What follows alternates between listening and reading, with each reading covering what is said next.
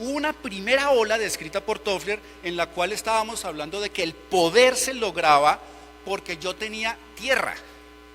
Y entonces los grandes imperios antes de 1500, antes de 1800, eran esos imperios que tenían grandes extensiones de tierra. España, Portugal, Inglaterra.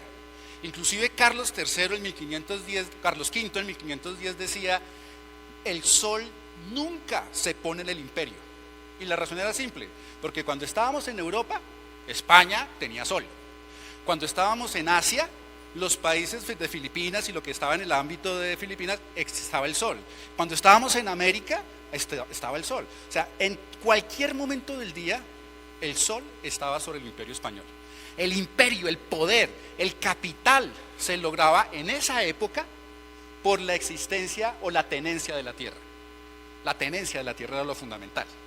¿Qué ocurría allí? Y esto fue más o menos, aquí hay un pequeño error en este gap que voy a mostrar ahorita, un pequeño error de más o menos 200 años.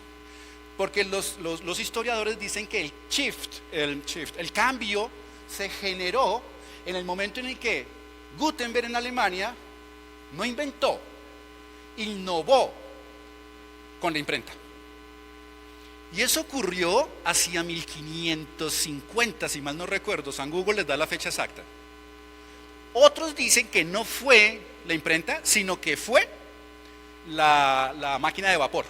Y la máquina de vapor fue más o menos hacia 1760, o sea, un pequeño error de cambio de era de 200 años. Pero estuvimos durante 1700, o sea, como mínimo 17 siglos en una era. Toffler dice entonces que en esta era lo que era importante ya no era la tierra, sino la capacidad para que nosotros pudiéramos potenciar el trabajo a través del uso de las máquinas.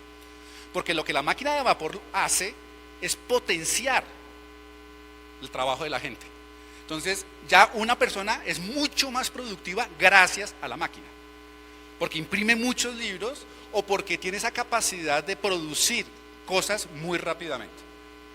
¿En qué momento se da el golpe y el brinco, de acuerdo con Toffler, para la siguiente ola? Que es la que, comillas, todo el mundo maneja, que es el uso de la información, la era de la información. Y fíjense que aquí estamos hablando de 3 factores productivos que son los típicos taylorianos: la tierra, el trabajo y el capital. En ninguna parte se habla de lo que a nosotros nos interesa. Y esto se produce en esta última etapa, que es la etapa de la era de la información, donde lo relevante ya no es ni la tierra, ni el trabajo, ni el capital, sino el acceso a la información. Y se da hacia 1980, con el advenimiento de los computadores personales. Entonces fíjense que estamos yendo 17 siglos de historia. Luego, presumamos que fue hacia 1500 que se da el cambio. Vamos hasta 1980, o sea, 480 años en esta era, 480 años.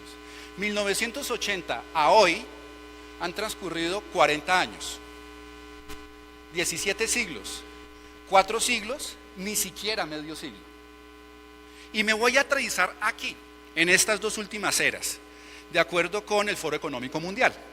El Foro Económico Mundial plantea que ya nos encontramos en el Fourth Industrial Revolution. ¿Y eso qué es? Hay 4 previas, llevamos 3. O sea que hubo una cuarta en este momento. No, tenemos un enredo adicional. Tenemos una que está definida por el Foro Económico Mundial. Este dibujito lo estoy sacando de un documento muy chévere que tiene la Alcaldía de Medellín. La primera revolución industrial no es la ola agrícola, es cuando se genera el proceso de industrialización, es decir, máquina de vapor. Y la máquina de vapor fue hacia 1760 y empezamos entonces a potenciar el trabajo. Luego llegamos a la segunda revolución y es producción en masa, 1760, y nos vamos hasta la producción en masa, Forte. Y el Forte, principios del siglo XX, 1900. De 1760 a 1900, 140 años. La siguiente era industrial es aquella en la que nos fundamentamos en tecnología, era de la información. ¿Y eso cuándo ocurre? Desde 1900 hasta 1910, hasta 1980. 17 siglos, 4 siglos. Después de esos 4 siglos, apenas 140 años. 140 años, apenas 70 años. Y lo que nos está ocurriendo en este momento es lo que se denomina cuarta revolución industrial. Porque de 1980 nos movemos hasta ese brinco que, de acuerdo con el Foro Económico Mundial, es 2016. 14 siglos, 4 siglos, 140 años, 70 años, 35 años. Y si seguimos con la misma proyección, la quinta era industrial serían la mitad, 15 años. O sea, del 2016 al 2030. Y se nos acaba. Innovación, cambio, tenemos que enfrentar esa situación y tenemos que ser muy eficientes en lograr que lo que nosotros le planteemos a nuestros jefes les permitan ser muy rápidos en el proceso.